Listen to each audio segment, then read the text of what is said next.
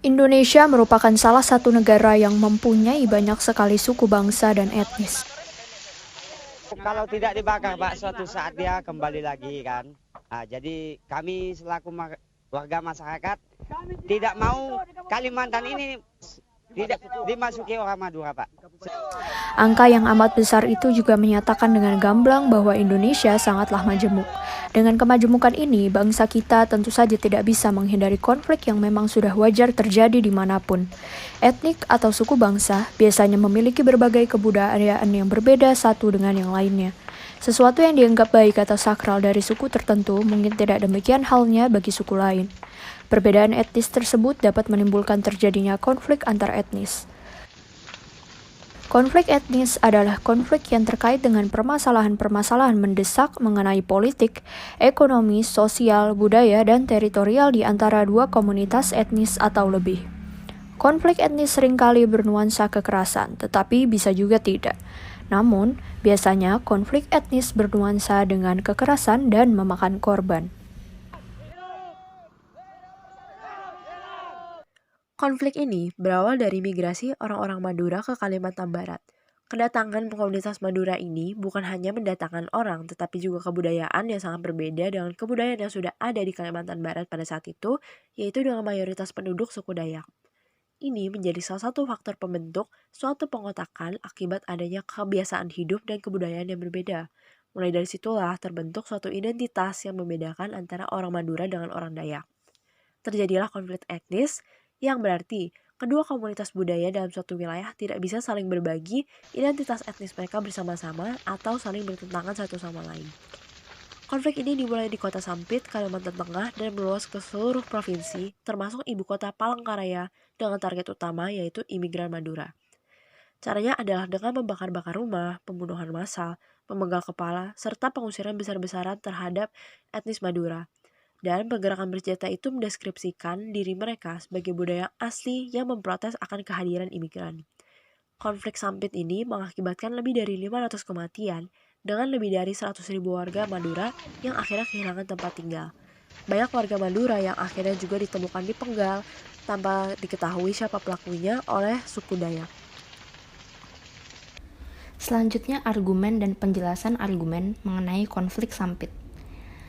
Salah satu kelompok etnis yang jumlahnya besar dan pengaruhnya dominan di Kalimantan Tengah adalah etnis Madura.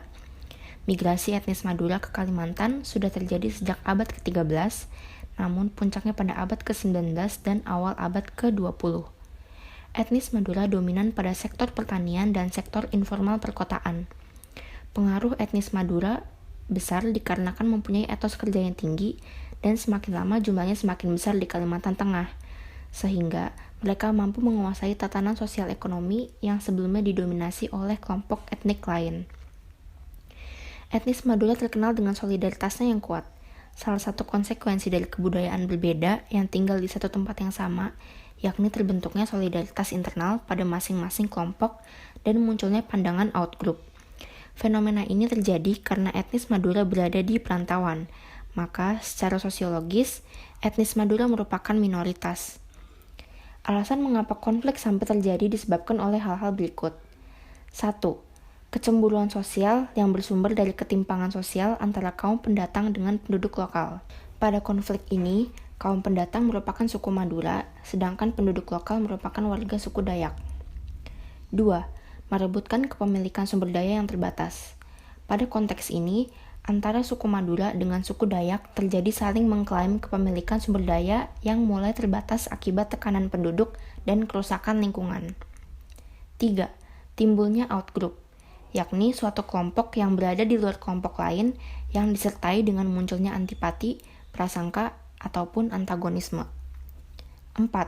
Munculnya polarisasi di antara kelompok dominan dan subordinat. Polarisasi merupakan kecenderungan kelompok sosial dalam mengambil suatu keputusan yang lebih mengarah ke hal yang relatif ekstrim. 5. Adanya sikap etnosentrisme, yaitu sikap yang menganggap kebudayaannya lebih baik daripada kebudayaan lain.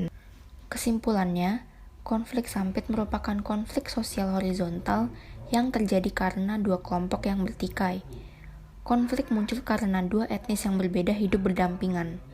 Untuk itu, beberapa sikap yang dapat diambil untuk menghindari terjadinya konflik serupa, yaitu dengan menerapkan toleransi.